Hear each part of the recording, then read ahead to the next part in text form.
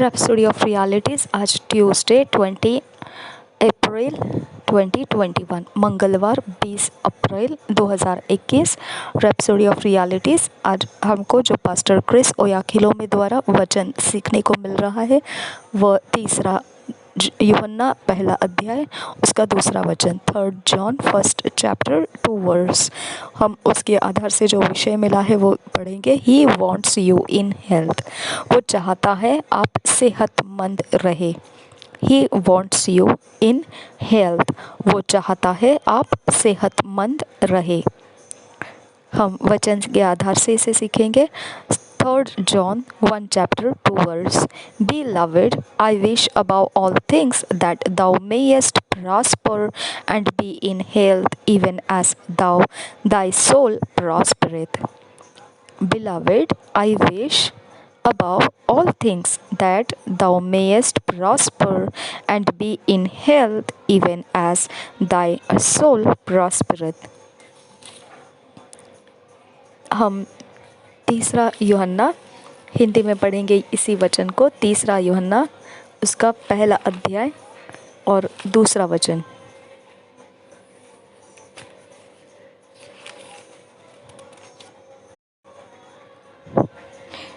यह जीवन प्रकट हुआ और हमने उसे देखा।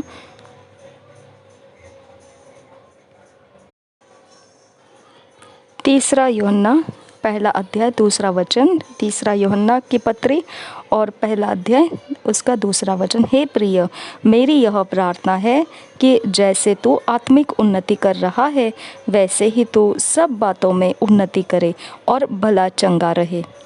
हे प्रिय, मेरी यह प्रार्थना है कि जैसे तू आत्मिक उन्नति कर रहा है वैसे ही तू सब बातों में उन्नति करे और भला चंगा रहे। Divine healing is one of the beginning stages of a greater life.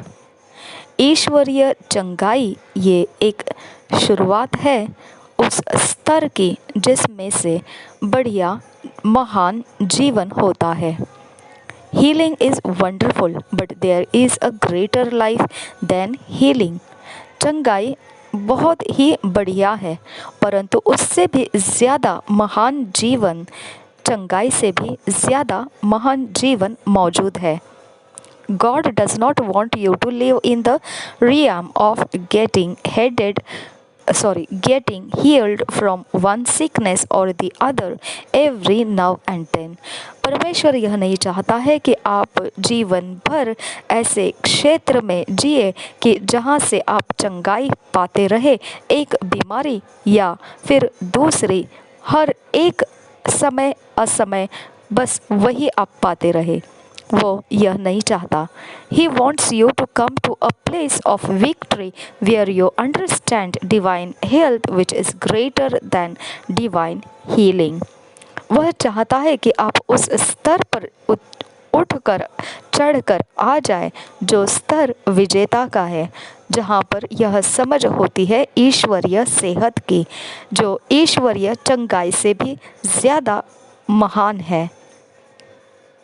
You may say to me, Pastor Chris, I minister to people and they get healed, but when I have trouble in my body, I pray and do everything I know, but I don't get healed. अब आप ये कह सकते हैं कि pastor Chris, मैं तो सेवा करता हूँ लोगों की और वह चंगे हो जाते हैं, परंतु जब मेरी समस्या आ जाती है मेरे शरीर में तो मैं प्रार्थना और सब कुछ करता हूँ जो मुझे पता है, परंतु मैं चंगाई नहीं प्राप्त किया। It's simple. God never told you to pray for yourself to be healed. ये बहुत ही सरल है। परमेश्वर ने कभी भी ये नहीं कहा कि आपने प्रार्थना करना है अपने आप को चंगा करने के लिए। Just because it worked for you when you were a baby Christian does not mean you should go on like that. क्योंकि यह आपके लिए काम कर चुका था पुराने समय में जब आप छोटे बच्चे जैसे थे मसीही विश्वास में, तब आपने यह नहीं समझना है कि उसी का कारण है कि आपको बस वैसे ही चलते जाना है कि जब बीमार हो तो आप अपने ऊपर भी चंगाई की प्रार्थना करते जाए। यह बचपन की बातें हैं, आपने उसी को लिए हुए आगे नहीं जाना है। Acts 17 chapter 30 verse. प्रेरितों के काम 17 अध्याय 30 वचन। इसलिए परमेश्वर ने अज्ञानता के समयों पर ध्यान नहीं दिया, पर अब हर जगह सब मनुष्यों को मन फिराने की आज्ञा देता है। इसलिए परमेश्वर ने अज्ञानता के समयों पर ध्यान नहीं दिया। इसलिए परमेश्वर ने अज्ञानता के समयों पर ध्यान नहीं दिया, पर अब हर जगह सब मनुष्यों को मन फिराने की आज्ञा देता है। Hallelujah. This is the sad situation of a lot of Christians. They are even having a problem with getting healed when they should not be sick in the first place. यही वो बहुत दुख की परिस्थिति है जहाँ पर बहुत सारे मसीही ऐसे ही जहाँ समस्या होती है उनको चंगाई प्राप्त करने की ज़रूरत पड़ती है, और जहाँ पर वह चंगाई प्राप्त नहीं कर पाते हैं पहले ही समय में।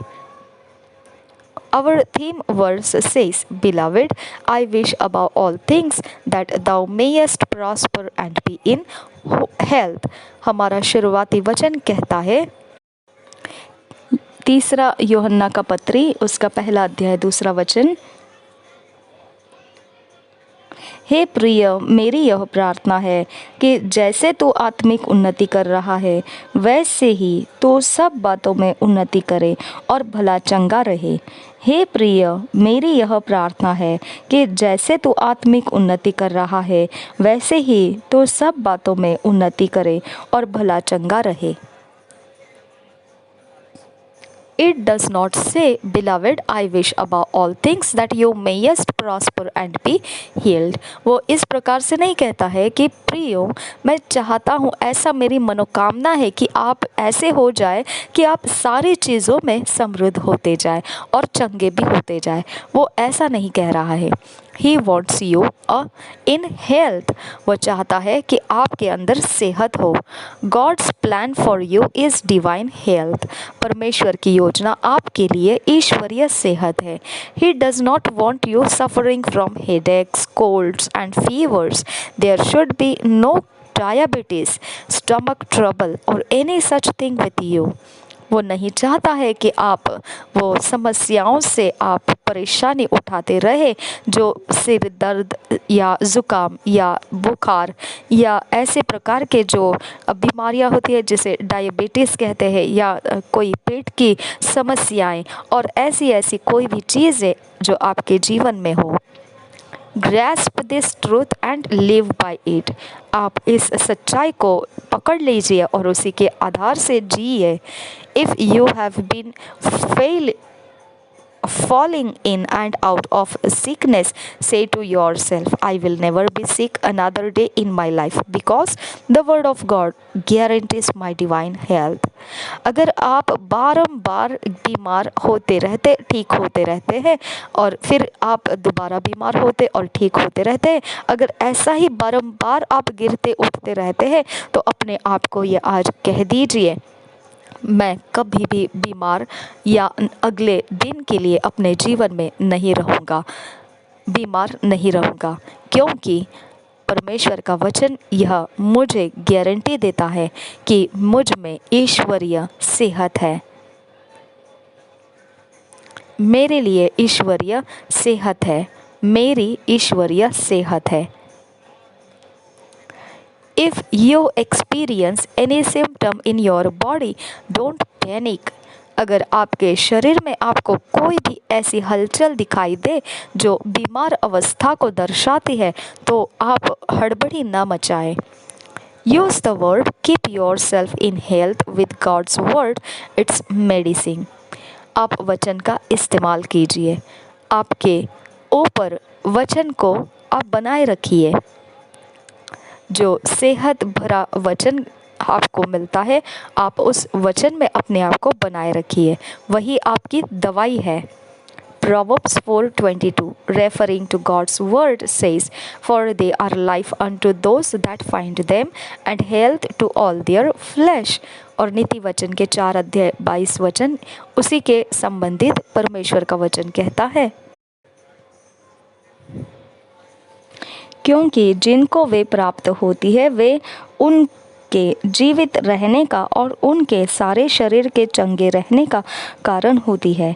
क्योंकि जिनको वे प्राप्त होती है वे उनके जीवित रहने का और उनके सारे शरीर के चंगे रहने का कारण होती है। Discipline your body to comply always with God's word. अपने शरीर को सिखाइए, शिक्षा दीजिए कि वह हमेशा परमेश्वर के वचन के संगति के अनुसार ही चले।